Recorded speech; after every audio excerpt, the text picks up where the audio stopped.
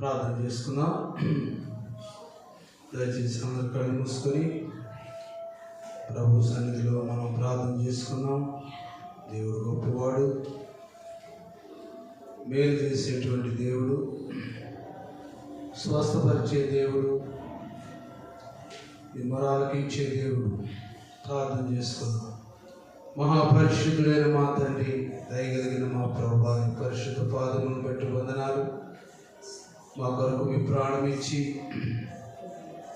మా కొరకునైనా ఈ లోకానికి రిక్తులుగా దిగి వచ్చి తగ్గించుకొని నశించిన దాన్ని వెతికి రక్షించడానికి మీరు లోకానికి వచ్చి ఉన్నారు.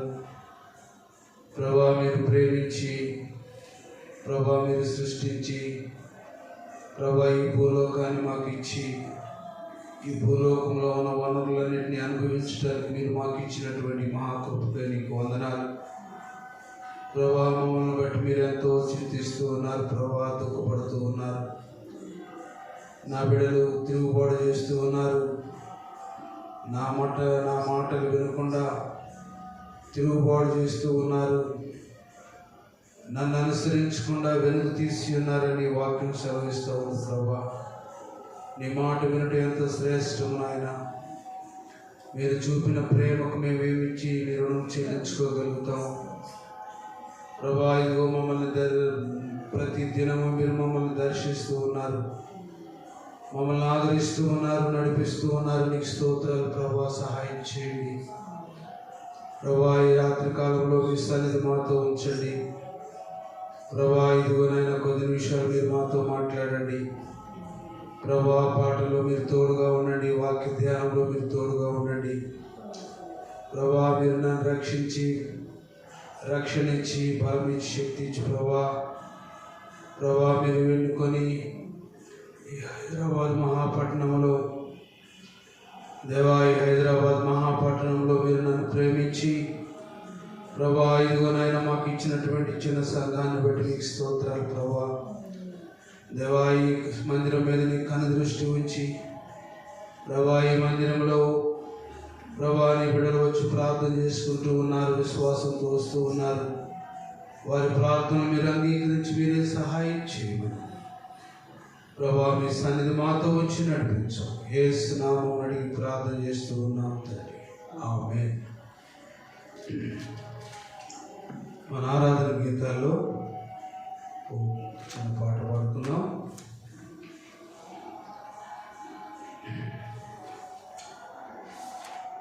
మన ఆరాధన గీతాల్లో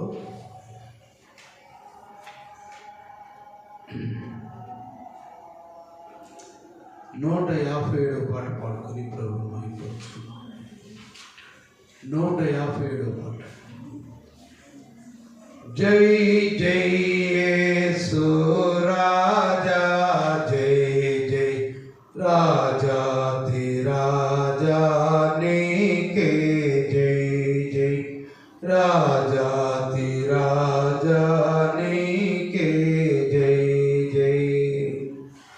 పాప శాపము బడియునా, పాప శాపము బడియునా, నన్ను చూచి చేయదాచి, నన్ను చూచి చేయదాచి, సదాగదరికి చేర్చితివి, సదాగదరికి చేర్చితివి.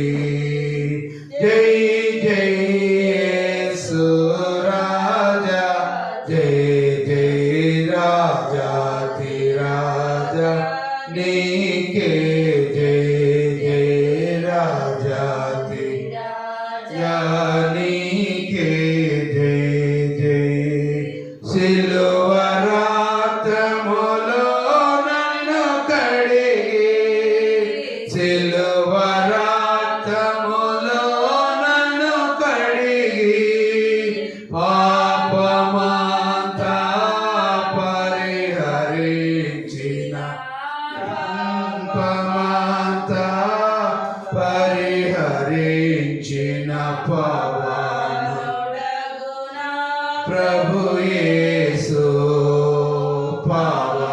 పావనుడగునా ప్రభు యేసు జై జై యేసు రాజా జై జై రాజాతి రాజా నీకే జై జై రాజాతి రాజా నీకే జై జై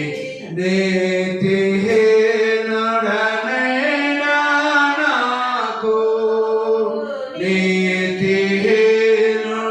నీతిహీనుడనైనా నాకు నీతి రక్షణ వస్త్రములను నీతి రక్షణ వస్త్రములను ప్రీతితో నొసగిన నీతి రాజా ప్రీతితో నొసగిన నీతి రాజా జై జై యేసు రాజా జై జై రాజాతి రాజా నీకే జై జై రాజాతి రాజా నీకే జై జై మాంటి పురుగునైనా నన్ను మాంటి పురుగునైనా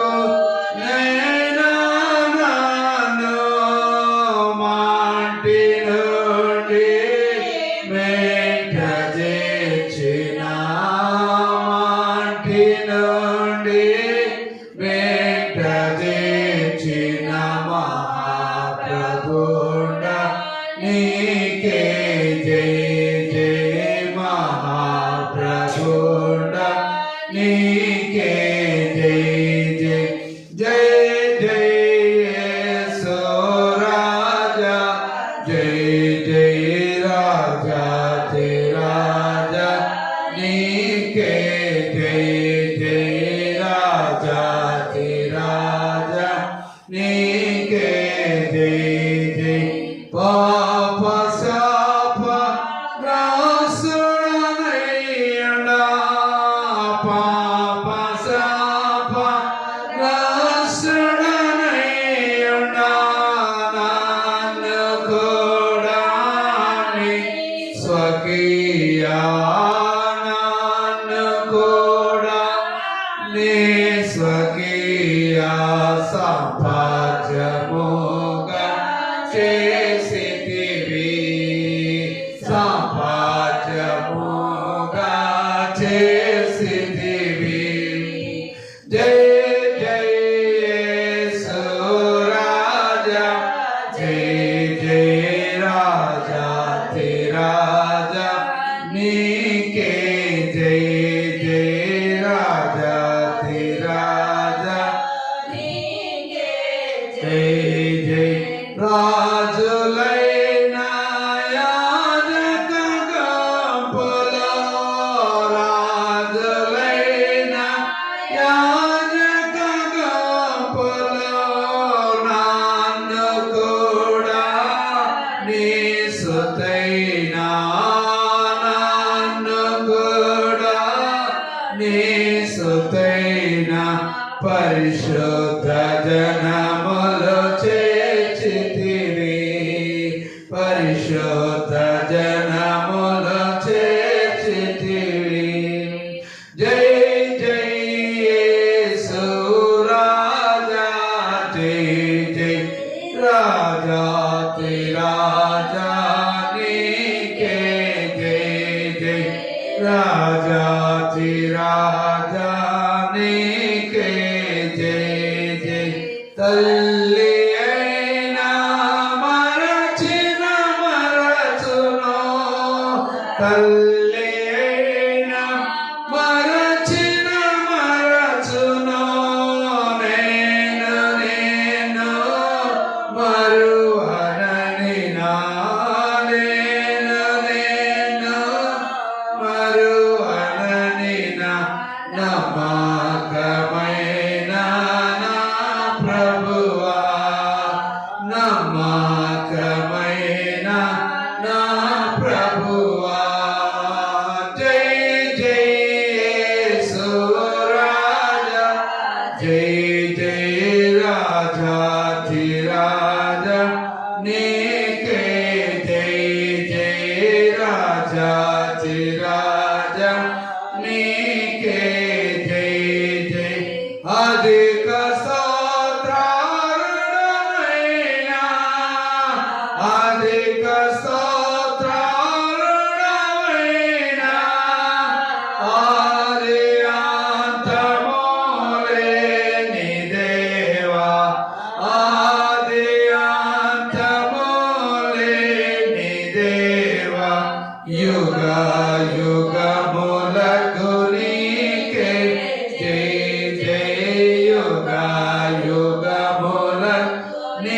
నీకే జై జై జై జై యేసు రాజా జై జై రాజా రాజా నీకే జై జై రాజా రాజా నీకే జై జై.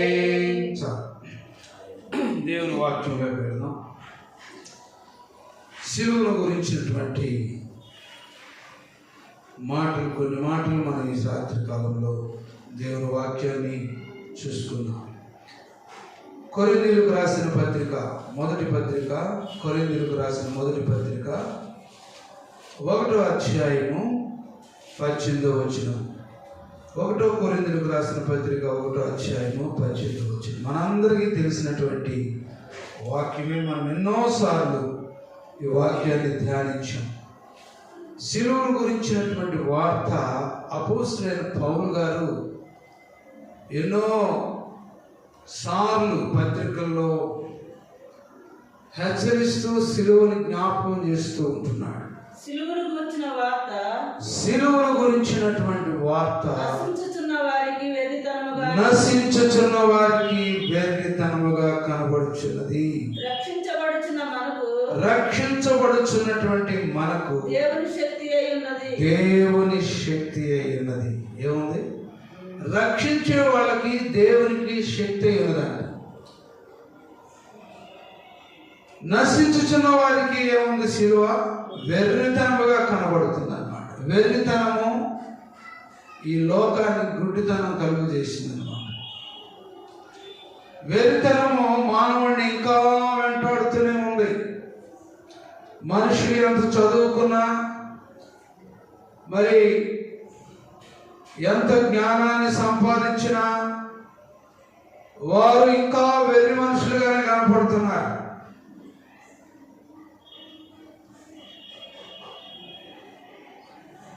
ఎంత ముందుకు వెళ్ళినా కూడా వారు వెర్రివారిగా కనపడుతున్నారన్నమాట. దేవుని యొక్క వాక్యంలో మనం గమనించినట్లయితే 2వ కొరింథీ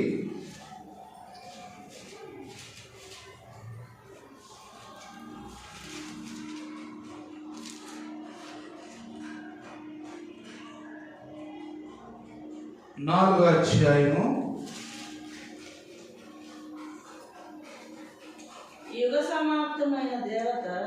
4వ వచనం చదువు.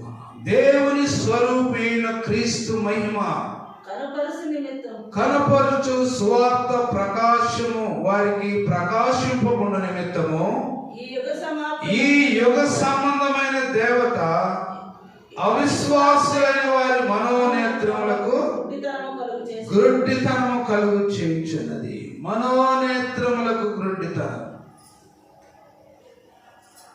చాలా మంది కంటి సమస్యల కోసం డాక్టర్ గారి దగ్గరికి వెళ్తారు, కానీ డాక్టర్ గారికి ఒకసారి అంతు పట్టదు. డాక్టర్ గారికి అమ్మ నీ కళ్ళు బాగానే ఉన్నాయి కదా అని అంటాడు. ఆయన ప్రయత్నాలన్నీ చేస్తాడు. దేవుని యొక్క వాక్యంలో అపోస్తలుడైన పౌలు 2వ కొరింథీలో 4:4 మాట్లాడతాడు. సువార్త మరుగు చేయబడిన యెడల నశించు వారికి విషయంలోనే మరుగు చేయబడి ఉన్నది. 3వ వచనంలో మనం మాట్లాడుకుంటున్నాం. మా సువార్త మరుగు చేయబడిన యెడల నశించున్న వారి విషయంలోనే మరుగు చేయబడి ఉన్నది. మాకు ఆ శిలువ అవసరం లేదండి, శిలువ ధ్యానాలు మాకు అవసరం లేదండి, శిలువ గురించి మాకు చెప్పొద్దండి. నశించుతున్న వారికి మాత్రమే. రక్షించబడినటువంటి వారు అనేక మంది రక్షించబడ్డారు. శిలువను చూసి, శిలువ మరణాన్ని చూసి, శిలువ త్యాగాన్ని చూసి ఎంతో మంది త్రాగుబోతులు, దొంగలు మార్చబడ్డారు, నరహంతకులు మార్చబడ్డారు, బలిపోటు దొంగలు మార్చబడ్డారు.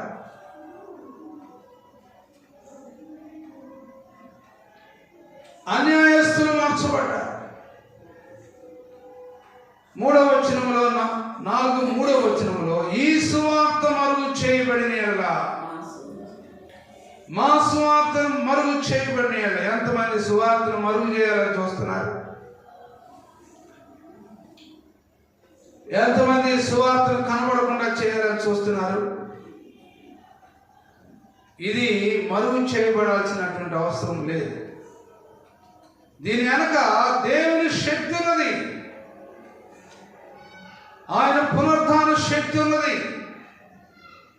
ఎవరు కూడా మరుగు చేయాలనుకుంటే మరుగు చేయలేరు. చేయటానికి వారికి బలము చాలదు.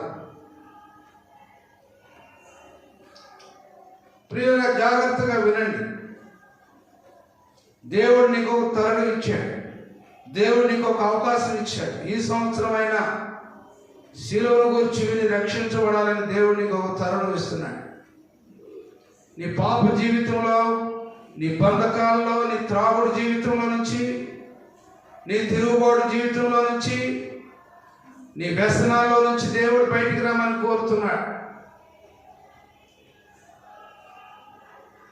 మా స్వార్థ మరుగు చేయబడటానికి కేవలము నశించుచున్న వారికి మాత్రమే మరుగుగా కనబడుతుంది, కానీ రక్షించబడుచున్నటువంటి వారికి దేవుని శక్తి అయి ఉన్నది.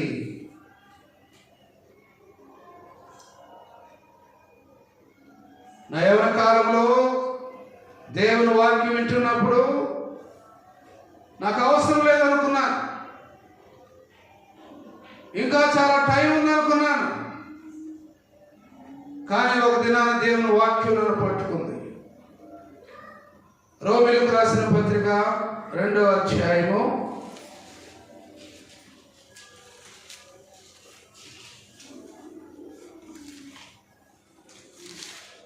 2వ దేవుని యొక్క వాక్యంలో రోమీయులకు రాసిన పత్రిక 2వ అధ్యాయము, తృణీకరించదవా? దేవుని యొక్క వాక్యాన్ని, దేవుని సమయాన్ని, దేవుని యొక్క కృపను తృణీకరిస్తున్నావా? 2వ అధ్యాయము రోమీయులకు రాసిన పత్రిక 4వ వచనం, 2వ అధ్యాయం 4వ వచనం. లేదా నేను అనుకున్నాను నాకు అవసరం లేదు, ఈ సులువు అని నాకు అవసరం లేదండి. ఇంకా నేను నా యవ్వన కాలంలో ఇప్పుడే లేత వయసులో ఉన్నాను, మంచి బలం మీద ఉన్నాను, నా వెనక ఎంతో మంది ఉన్నారు, నాకు అవసరం లేదనుకుంటున్నాను. 1980 సంవత్సరంలో స్టార్ట్పురం మీటింగ్ జరుగుతుంటే యవనస్తుల కొడుకులో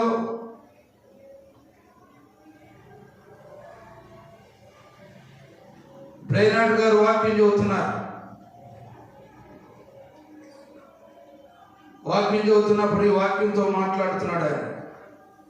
దైవజనులు మాట్లాడుతున్నారు. 2వ అధ్యాయం 4వ వచనం. దేవుని అనుగ్రహము లేదా దేవుని అనుగ్రహము మారు మనసు పొందుటకు నిన్ను ప్రేరేపించుతుందని ఎరుగక ఆయన అనుగ్రహ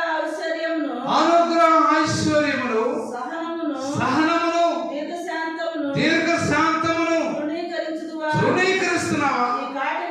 నీ కాఠిన్యమును మారు మనసు పొందని నీ హృదయమును అనుసరించి ఉగ్రత దినమందు అనగా దేవుని న్యాయమైనటువంటి తీర్పు బయలుపరచబడు దినమందు నీకు నీవే ఉగ్రతను సమకూర్చుకుంటున్నావు.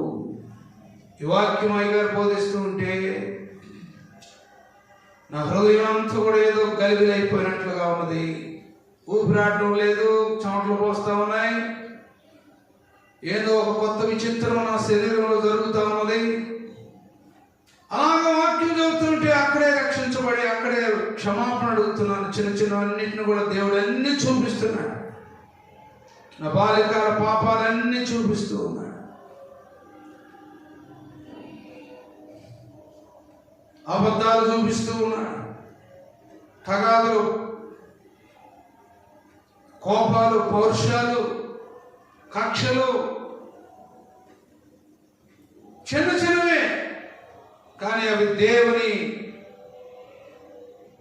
ఎదుట ఒక పెద్ద పాపముగా కనబడతాం.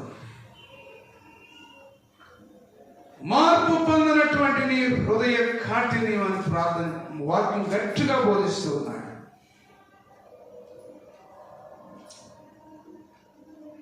దేవుని అనుగ్రహం మారు మనసు పొందుటకు నిన్ను ప్రేరేపించుతున్న ఎరుగక సిలువ నిన్ను ప్రేమిస్తుందని ఎరుగుతున్నావా? దేవుని సేవకుల, దేవుని బిడ్డలారా, దేవుని సేవకులు వాక్యం బోధిస్తూ ఉంటే ఆ వెలుగు నిన్ను తాగుతుందని అనుభవిస్తున్నావా? ఎంతవరకు నీ కాఠిన్యమో, నీ కఠినమైన హృదయాన్ని పెట్టుకొని సిలువను దూరం చేసుకుంటున్నావు? ఎంతవరకు నీ జీవితంలో సిలువను దూరం పెట్టుకుంటున్నావు? ఎంతవరకు నీ జీవితానికి సిలువకు దూరం అయిపోతున్నావు? సిలువ ప్రేమకు నువ్వు ఎందుకు దూరం అయిపోతున్నావు? యవనస్తులైనటువంటి దేవుని బిడ్డలారా, యవనస్తులు అంటారా, ఎందుకు మీరు సిలువ దూరం అయిపోతున్నారు? ఎందుకు మీరు మరుగైపోతున్నారు సిలువ కంటే? దేవుని ప్రేమ మీరు అర్థం చేసుకోవట్లేదు. దేవుని ప్రేమ మీరు అర్థం చేసుకోవట్లేదు. నిన్ను ప్రేమించుతుంది ఎరుక.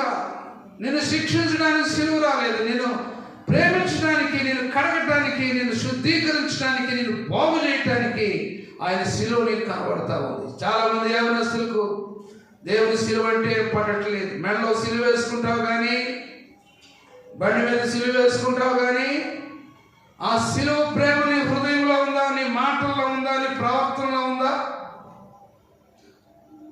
మెడలో సిలువ వేసుకున్నంత మాత్రాన, ఇంటి మీద సిలువ పెట్టుకున్నంత మాత్రాన, నీ బండి మీద సిలువ వేసుకున్నంత మాత్రాన నీ హృదయం ఇంకా కాఠిన్యంగా ఉందని నువ్వు తెలుసుకుంటున్నావా? ఏదో సిలువ పెట్టుకున్నానండి, లెంట్ లేసి చేస్తున్నానండి, లెంట్ చేస్తున్నానండి, లెంట్ డేస్లో బాగుంటున్నానండి, ఇవన్నీ దేవుడికి ఇష్టం లేదు. ఎన్ని లెంటలు చేసినా, ఎంత ఉపవాసాలు ఉన్నా కూడా నీ బుద్ధి మారకపోతే, నీ మాటలు మారకపోతే, నీ తగాదాలు మారకపోతే, నీ బ్రతుకు మారకపోతే ఏం ప్రయోజనం లేదంటున్నాడు దేవుడు. నీ హృదయ కాఠిన్యము దేవుని ప్రేమకు అడ్డుబండగా కనపడుతుంది రాత్రి. ప్రేమైనటువంటి క్రైస్తవుల, దేవుని బిడ్డలారా, జాగ్రత్త. మారు మనసు పొందినటువంటి నీ హృదయము సిలువకి ఎంత అభ్యంతరంగా ఉందో తెలుసా? నీ భక్తి సిలువకి ఎంత అభ్యంతరంగా ఉందో తెలుసా? నీ మాటలు సిలువకి ఎంత అభ్యంతరంగా ఉందో తెలుసా? నీ ప్రవర్తన సిలువకి ఎంత అభ్యంతరంగా ఉందో తెలుసా? హృదయ కాఠిన్యముతో నిండిపోయింది అంటున్నాడు. దేవుని యొక్క వాక్యంలోకి మరలా వెళ్దాం. 1 కొరింథీయులకు రాసిన పత్రిక 18వ అధ్యాయము 1వ అధ్యాయము 18వ వచనం చదువుకున్నాం.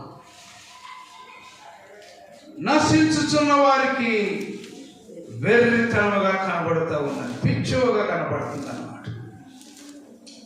నశించిపోయేవాడు ఎవడు బాగు చేయలేదు.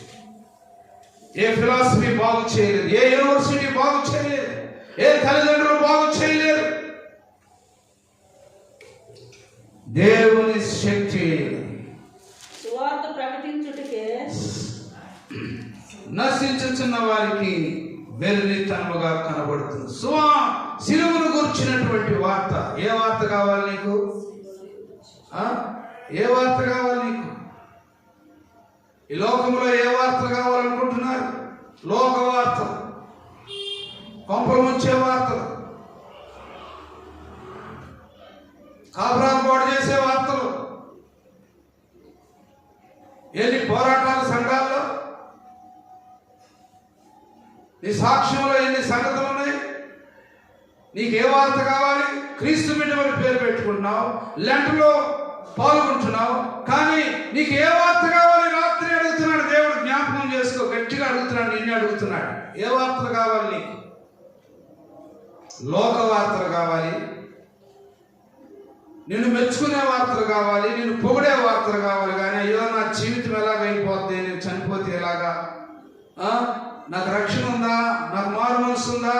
దేవుని ప్రేమ నాలో ఉందా? ఎదుటి వాడిని చూసినప్పుడు దేవుని ప్రేమ కనపడుతూ ఉందా? ఇంత మట్టుకు రక్షింపబడలేదు. శిలువను గురించినటువంటి వార్త ప్రపంచంలో ఎంతో మందిని దేవుడు రక్షించాడు.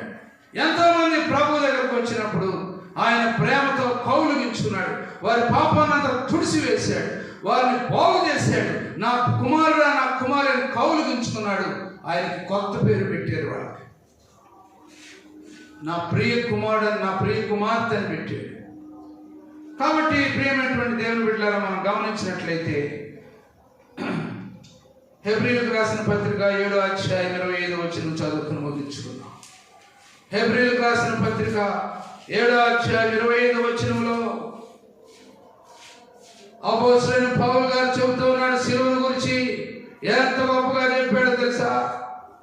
ఆయన గుడ్డితనంలో ఉన్నప్పుడు, అంధకారంలో ఉన్నప్పుడు, భయంకరమైనటువంటి తిరుగుబాటులో ఉన్నప్పుడు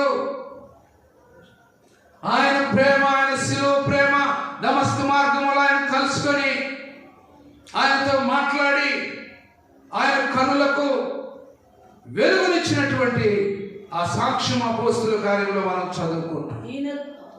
సౌలా సౌలా, నీవు నన్ను ఎందుకు హింసించుచున్నావు? నీవెవరు అడిగినప్పుడు ప్రభు అంటున్నాడు, ఇదిగో నువ్వు హింసించుచున్నా యేసును అన్నప్పుడు దుఃఖం ఆగలేదక ఆయనకి. అక్కడే పడిపోయి ఏడుస్తూ ఉన్నాడు. ఎర్రటెండలో ఆ ఇసుక దెబ్బల్లో పడి ఏడుస్తూ ఉన్నాడు. సౌలా సౌలా, నీవు నన్ను ఎందుకు హింసిస్తున్నావు? నా బిడ్డలను ఎందుకు హింసిస్తున్నావు? నా సువార్తను ఎందుకు మరుగు చేయాలనుకుంటున్నావు? నా సువార్తను ఎందుకు, నా సువార్తని అనుసరించే వారిని, నా సువార్తని వెంబడించే వారిని, ప్రకటించే వారిని నువ్వెందుకు హింసిస్తున్నావు? ప్రియమైనటువంటి దేవుని బిడ్డలారా, ఈ రాత్రి కాలంలో మరుగైపోయింది అనుకుంటున్నావా? చదవండి హెబ్రీయులకు రాసిన పత్రిక 7వ అధ్యాయం 25వ వచనం.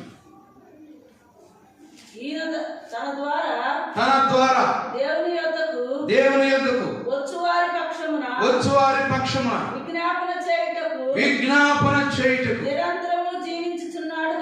నిరంతరము జీవించుచున్నాడు కనుక సంపూర్ణముగా రక్షించుటకు శక్తిమంతుడై ఉన్నాడు. రక్షించుటకు శక్తిమంతుడు. దేవుని రక్షించాలని, నీ పాపము నుండి, నీ శాపము నుండి, నీ దరిద్రతల నుండి, నీకు వచ్చే అపాయాల నుండి, నీ మురికి నోరు నుండి, నీ మురికి జీవితం నుండి రక్షించాలని ఆయన శక్తిమంతుడై ఉన్నాడు. నశించుచున్న వారికి సిలువ వెరితనముగా కనబడుతుంది. యూనివర్సిటీలో స్టూడెంట్స్కి వెరితనంగా కనబడుతుంది. ఆఫీసుల్లో ఉద్యోగాలు చేసే వారికి వెరితనంగా కనబడుతుంది. ఏ డిపార్ట్మెంట్లో చూసినా సిలువ వెరితనంగా కనబడుతుంది. రక్షించబడుచున్న వారికి దేవుని శక్తి అయినది. ప్రేమైనటువంటి దేవుని బిడ్డలారా, ఈ రాత్రికాల సమయంలో దేవుని శక్తి కావాలని, దేవుని ప్రేమ కావాలా? నీ మురికి జీవితం నుంచి, వ్యర్థమైనటువంటి నీ జీవితం నుంచి దేవుని ప్రేమ కావాలని కోరుకుంటావా? ఆయన సిలువ కావాలని కోరుకుంటావా? నీ కాటిని హృదయాన్ని, నీ మొండితనాన్ని, నీ కోపము, నీ ద్వేషము, నీ తగాదుల మారి జీవితాన్ని వదిలిపెట్టి ఈ మధ్యాహ్నకాల సమయంలో, ఈ రాత్రికాల సమయంలో సిలువ దగ్గరకు వస్తే ఆయన నీకు శక్తినిస్తాడు. నీకు మరలా తిరిగి నూతన జన్మిస్తాడు, నూతన హృదయం నీకు ఇస్తాడు, నూతన ప్రేమ నీకు ఇస్తాడు, నూతన దృష్టి నీకు ఇస్తాడు. ఈ రాత్రి కాలంలో రా. ఏదో లెంటలు చేసుకుంటున్నానని చెప్పి టైం పాస్ చేసుకుని అటు ఇటు వెళ్ళగొచ్చుకోమాక. ఒక్క లెంటైనా నిన్ను పట్టుకుందా? ఒక్క లెంట ప్రసంగమైనా నిన్ను పట్టుకుందా? ఒక్క లెంటైనా నీ జీవితాన్ని మార్చగలిగిందా? ఒక్క సంవత్సరంలో ఒక్క లెంటడే అయినా నీ జీవితాన్ని మార్చిందంటే చెప్పు, నేను ఒప్పుకుంటాను. ఎందుకు మార్చలేదంటే, ఎన్ని లెంటలు పోయినా ఎందుకు మార్చలేదంటే నీ హృదయం కఠినమైపోయింది అన్నమాట. నీవే గొప్పదానిలాగా గొప్పవాళ్ళలాగా చలమణమైపోతున్నావు అంతే. నాకెవరు తిరుగులేదనుకుంటున్నావు అంతే. దేవుడు సమయం ఇస్తున్నాడు. రక్షించబడు, సిలువ దగ్గరకు రా, నీ బుద్ధి మార్చుకుని స్వభావం మార్చుకో, రక్షించబడు. దేవుడికి సహాయం చేస్తాడు. ప్రార్థన చేసుకుందాం. దయచేసి స్థలంలో వచ్చి ప్రార్థన చేయండి. ప్రభా, నిజమే నాయన, ఇంకా నా జీవితంలో ఇంకా వెర్రితనముగా కనబడుతుంది ప్రభా. లెక్కలేని జీవితం నాకు కనబడతా ఉంది నాయన. లెక్కలేని ప్రభా, ఇదిగో నేను స్వభావంలో కనబడుతుంది. నా బుద్ధి మార్చలేదు ప్రభా, నా స్వభావం మార్చలేదు ప్రభా. ఎన్ని సంవత్సరాలు లెంట్ డేస్ చేసుకుంటాను కానీ ఒక్క రోజైనా నా జీవితాన్ని మార్చలేని ప్రసంగం లేదు విన్నాను ప్రభా. నా జీవితాన్ని తాకలేనటువంటి తండ్రి వాక్యాలు నేను వింటున్నాను కానీ ఒకవేళ ఎంత కఠినంగా దేవుని వాక్యం నాతో మాట్లాడినా కానీ నేను వెళ్ళలేకపోయాను ప్రభా. ప్రార్థన చేయండి, ప్రార్థన చేయండి. పరిశుద్ధులైన తండ్రి దేవుని ప్రభా, ఇది మరి రాత్రి కాలంలో మీ సన్నిధి మాకు దయచేయండి ప్రభా. ఈ బిడ్డలను దర్శించండి ప్రభా. లైవ్లో ప్రభా ఆయన యూట్యూబ్ ద్వారా వింటున్నటువంటి వాక్యాన్ని ప్రభా ప్రజల మనసులో మార్చిన ఒక్క లెంట్ అయినా 40 రోజులు లెంట్ డేస్లో ఒక్క లెంట్ డే అయినా నన్ను మార్చగలిగిందా ప్రభాని. ప్రభా మేము గుండె చేసుకొని మా హృదయాన్ని ప్రభా అయా ఇదిగోనైనా వేదనతో నీ దగ్గర కూర్చొని ప్రార్థన చేసి క్షమాపణ ప్రార్థన మాకు దయచేయి. ఏదో పై ప్రార్థన మాకు అవసరం లేదు ప్రభా. ఈ రాత్రి నీ సన్నిధితో వచ్చి నడిపించు. యేసు పరిశుద్ధ నామములో వేడుకొని ప్రార్థన చేస్తూ ఉన్నాము తండ్రి, ఆమేన్. మన తండ్రి యొక్క కుమారుని యొక్క పరిశుద్ధాత్మ యొక్క అన్యోన్య సహవాసం ఇప్పుడు ఎల్లప్పుడు ఇక్కడ చేరిన ప్రతి ఒక్కరికి, సకల ప్రపంచానికి, యూట్యూబ్ను వీక్షిస్తున్నటువంటి మా ప్రేక్షకులందరికీ దేవుడు సహాయం చేయునుగాక. ఆమేన్. అందరికీ వందనాలు.